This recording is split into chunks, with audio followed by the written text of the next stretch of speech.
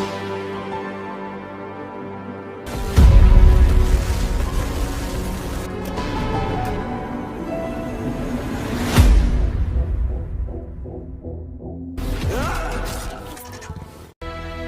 में अभी भी है सोना। क्या है केजीएफ का सच? क्या सच में अभी भी मौजूद है सोना? क्या रॉकी आएगा वापस? केजीएफ की धमाकेदार बॉक्स ऑफिस विक्ट्री के बाद केजीएफ का फैंडम अब और भी ज्यादा स्ट्रॉन्ग हो चुका है और अब फैंस को इंतजार है इस फिल्म के थर्ड इंस्टॉलमेंट यानी केजीएफ चैप्टर 3 का, जिसका हिंट या यूं कहें खुलेआम अनाउंसमेंट मेकर्स ने केजीएफ चैप्टर 2 में ही फिल्म के एंडिंग सीन के थ्रू कर दी है। फिलहाल प्रशांत नील ने केजीएफ की मेकिंग से ले लिया है ब्रेक और बाकी रीजनल सिनेमा को कर रहे हैं एक्सप्लोर। यानी कि प्रशांत नील तमिल और तेलुगु सिनेमा को एक्सप्लोर कर रहे हैं, जबकि फैंस का मानना है कि ये केजीएफ के सिनेमैटिक यूनिवर्स की तैयारी है। वहीं दूसरी तरफ यश भी अपनी बाकी फिल्मों में बिजी नजर आ रहे हैं। खबरों की माने तो केजीएफ 3 का आना जितना ही तय है उतना ही सच ये भी है कि 2024 तक इस फिल्म की शूटिंग शायद स्टार्ट ना हो। हालांकि ये हम और आप दोनों ही जानते हैं कि इसकी स्टोरी लाइन पर काम जरूर चलता रहेगा, पर जितने इस फिल्म ने केजीएफ चैप्टर 3 के लिए सवाल खड़े किए हैं उतने ही केजीएफ की रियल हिस्ट्री को लेकर भी किए हैं। हालांकि फिल्म में हमें दिखाया गया है कि कैसे केजीएफ अपने आप में एक एम्पायर था, जहां लोगों को गुलाम बनाकर रखा जाता था। कैसे उसे खोजने वाले ने आर्ट और माइंस को छुपा कर रखा था ताकि उसके आने वाली जनरेशंस भी इस माइंस को यूज कर पाए और उसका साम्राज्य फलता फूलता और पनपता रहे। पर क्या ये सच है? तो आपको बता दें कि केजीएफ की हिस्ट्री काफी पुरानी है, राजाओं महाराजाओं से भी पहले की। जी हाँ, केजीएफ की खोज 2nd सेंचुरी में ही हो चुकी थी। इसके बाद इसने कई साम्राज्यों का उदय भी देखा और पतन भी।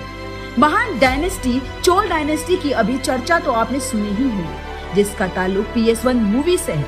उस चोल डायनेस्टी ने भी इस कोलार माइंस पर कई सालों तक राज किया था। इतने सालों में करीब 900 टन सोना कोलार माइन से निकाला गया और कई डायनेस्टी ने इसका काफी लुत्फ भी उठाया और अभी भी इन माइंस में सोना बचा हुआ है, पर गोल्ड की लोअर प्राइस रेट्स देखते हुए इस माइन को बंद कर दिया गया। रही बात फिल्म में दिखाए जाने वाले गुलामों की, तो हाँ, कुछ हद तक ये सही है, पर सिर्फ अंग्रेजों यानी ब्रिटिशर्स के राज तक, जो कि पूरा देश ही अंग्रेजों के गुलामी के अधीन था। तो ये समझना भी मुश्किल नहीं कि कैसे गोल्ड माइंस में ब्रिटिशर्स ने गुलामों से काम कराया होगा और उन्हें किसी हाल में रखा होगा। और बात रही अधीरा रॉकी जैसे कैरेक्टर्स की, तो भाई ये आप भी जानते हैं कि ये लार्जर देन लाइफ कैरेक्टर्स कोई मामूली इंसान नहीं, बल्कि एक सुपर ह्यूमन और मेटा ह्यूमन जैसी छवि को डिपेक्ट करते हैं। जहां हमारा रॉकी हीरो है और जीत भी उसी की होगी। तो रियल लाइफ में तो ऐसे कैरेक्टर्स शायद ना हो, पर हाँ, अगर हम बात करें केजीएफ की हिस्ट्री की लार्जर देन लाइफ कैरेक्टर्स और राजा महाराजा का भी शासन केजीएफ ने देखा हुआ है, यानी केजीएफ की हिस्ट्री में ऐसा कैरेक्टर्स रहे तो होंगे। अब बात आती है कि अगर केजीएफ 3 का आना तय है और इसका मेन हीरो रॉकी है, तो मेकर्स ने रॉकी को एंड सीन में मार क्यों डाला?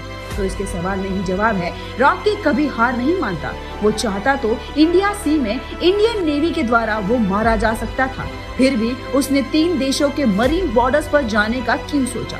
इसकी जरूर कोई ना कोई वजह रही होगी। और जैसा कि हम जानते हैं कि रॉकी एक मास्टर प्लानर है और उसके रिश्ते गल्फ कंट्रीज से भी थे, यानी रॉकी के इस डिसीजन के पीछे भी उसकी कोई प्लानिंग है। वो इतना सारा सोना आखिर इंडिया में, वो भी कोलार में तो नहीं रखने वाला था। ये शुरू से तय था, यानी कि उसका सी में डूबना उसके नेक्स्ट प्लानिंग की तरफ इशारा करता है, यानी कि रॉकी का इंटरनेशनल एम्पायर खड़ा करना। इसलिए उसे कोलार के सारे गोल्ड माइंस निकालने की जल्दी थी। रही बात की रॉकी तो डूब चुका था, तो जैसे कि हमने आपको बताया और फिल्म में भी हमने देखा है कि रॉकी और अधीरा जैसे कैरेक्टर्स किसी सुपर ह्यूमन और मेटा ह्यूमन जैसी वाइब्स देते हैं और प्रशांत नील ने भी इन्हें ऐसा ही रिप्रेजेंट किया है, जो कि जलती हुई आग से निकल जाते हैं, एक पूरे के पूरे एम्पायर को अकेले ही टेक ओवर कर लेते हैं। तब ये मानना भी कोई बड़ी बात नहीं होगी कि उसके गल्फ और फॉरेन एसोसिएट्स या रॉकी के हेंड्समैन उसे जरूर नचाएंगे और फिर रॉकी अपना एम्पायर फॉरेन से कंटिन्यू करते हुए रमिका सेन पर वापस से स्ट्राइक करेगा और साथ ही अपने सभी दुश्मनों पर भी। और कुछ इस तरह से स्टार्ट होगी केजीएफ चैप्टर 3 की स्टोरी। आपकी क्या राय है फिल्म को लेकर, यह हमें कमेंट बॉक्स में जरूर बताइए। तब तक देखते रहिए हमारा चैनल बॉलीग्राड स्टूडियोज।